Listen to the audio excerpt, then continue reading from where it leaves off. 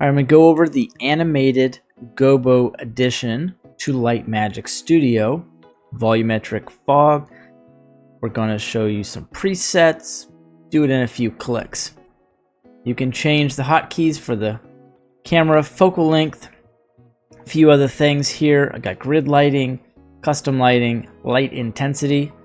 So if you grab a light and hit Alt-X, you can change the light intensity, so it's very helpful.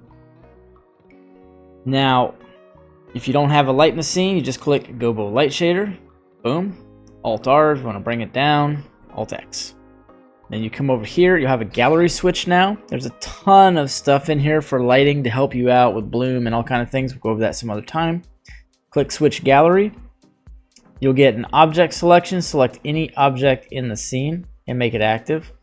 If you hit the Switch Gallery again, you're now appending Gobos. Okay, so you can hit refresh and you can start clicking and adding Gobos to this. And I'm in the EV engine, so you won't be able to see anything. Switch over to Cycles. Don't forget about the corrective status buttons here. You can make it perfectly square. Your image comes through flawless. You can make it round. It's still pretty flawless. You want to rotate it, you can rotate it. You got all kind of controls here.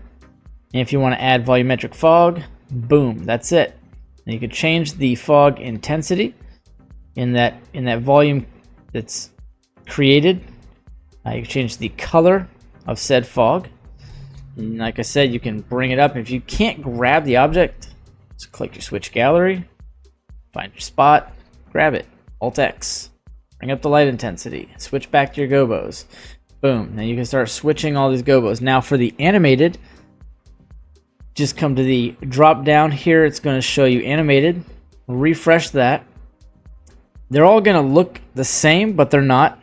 So the problem here is that these are MP4s and they don't really have icons. So I'll solve that at some point. But until then, you've got stuff like palm trees and all kind of things. If I kind of back out here, I can delete my fog. All right, go ahead and get a nice look here. I want to rotate this like 180. You can just rotate that anytime you need. And I want to see where I'm at on this timeline. Let me get rid of that. Playback is play every frame. So we'll see how this works. I am on GPU and Cycles. I'll just hit play. And on a side note, in case I didn't say it yet, anytime you've changed something in the scene where you've deleted a light or whatever, this Boolean checkbox no longer works for that light. You have to turn it off and then back on, and it will have an auto update tag behind it where it's going to update that light and the nodes attached to it via that node group. So you just got to turn that off and then back on, and you'll get your animation working every single time. So it's like 100 frames on each one of these, and I'll add more over time. So if you just want to like come in here and switch any of these, then you have animation now, which is pretty cool. Maybe frame dropping. See how that works.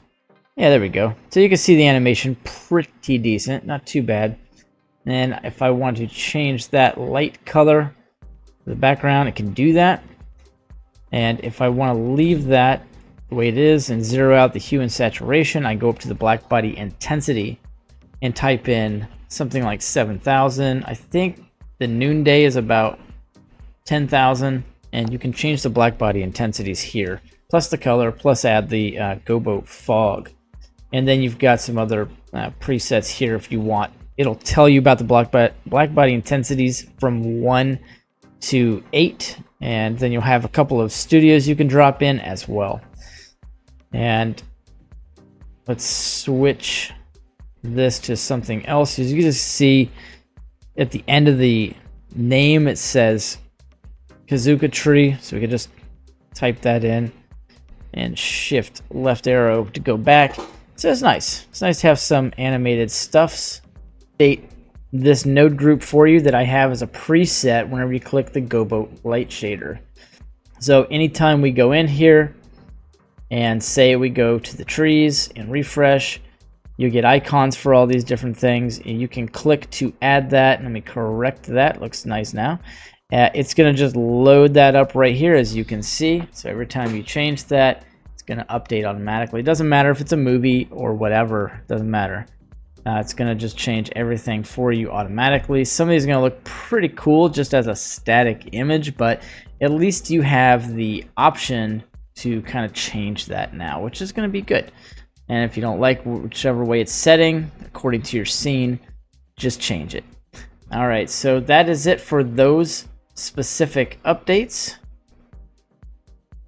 Now inside the select lighting area, where I'm kind of messing around with this thing, you also have another gallery where you can drop in these presets. This will just give you a list of black body intensities. You get match flame, street light, midday, overcast, very cloudy, clear sky, infinite background. You'll have a studio here, and you have umbrella studio. I'm not sure why this is doing what it's doing. Oh, it's appending in this this temple thing I was making. I don't know why that's still in there. I didn't mean for that to be in there, but I'll make sure to remove that for the final release. That's hilarious. So, or maybe I'll just leave it in there for the fun of it. You guys can kind of play around with it. Now, if you have a light selected, you're going to get light properties. If you have a camera selected, you're going to get camera properties. And then the light stuff will flip off. And then you've got some other things. If you jump over to tools, you've got a focus camera. So if you go in, and let's just say we've got a few other objects. I'm going to get rid of the plane because it's going to count the plane. And if you bring your camera in and you want a depth of field on this, and you go in here to do your thing, let me see here. I want to do something and put the sky texture on there so we can see what we're doing.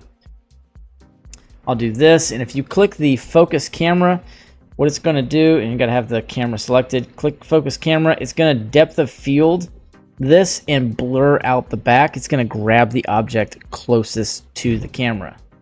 And if you want, there's this little logic set up here where you can add what I call shadow lights. You can create a distance away from the camera. Just think of it as increments of mesh. Like if you were to do Z1 enter, you know, GZ1 enter and bring your mesh up one, just think of this increments are about the same. And you click add shadow lights. It's going to add some extra light to the scene according to what you select, whether it be point, sun, spot, or area. And then you can ramp up the light intensity, and you can add some more if you want to. So that's just another fun feature. And it kind of doesn't matter because the distance I added is somewhere down here, and it's going to try to adapt those lights to give you shadows. So they're going to come up in weird places, but it's just the logic behind there just kind of working. I'm going to pick a focus object here because you have the option to go in and make sure your depth of field is on. All right, so if you're still sticking around by this time, then we're going to go over a couple of other features. So one of those things, if you have a light that is active, you'll have the light properties pop up, which will be under the selected light area. So every time you have a light, if you don't have it, it's just going to close itself. So if you don't have a light selected, you're not going to be able to get into the select light area. And so when you do, you can press ring light. And ring light will pop up, and this will be the new thing you can play with. You'll have resolution, vertice count if you want to change how that light looks. You have a radius, which will kind of sort of work with the inverse square law if you see how that kind of looks. And you can kind of play around with that. The radius here, consider that an intensity or brightness, which would be kind of cool.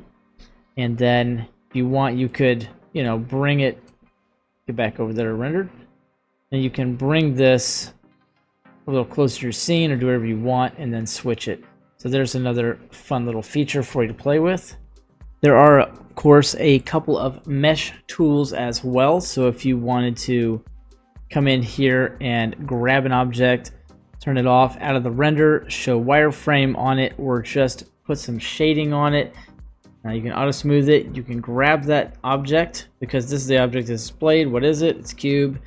You can jump into vert, edge, face, or jump back into object mode, where you can just shade it smooth or flat, whatever you choose.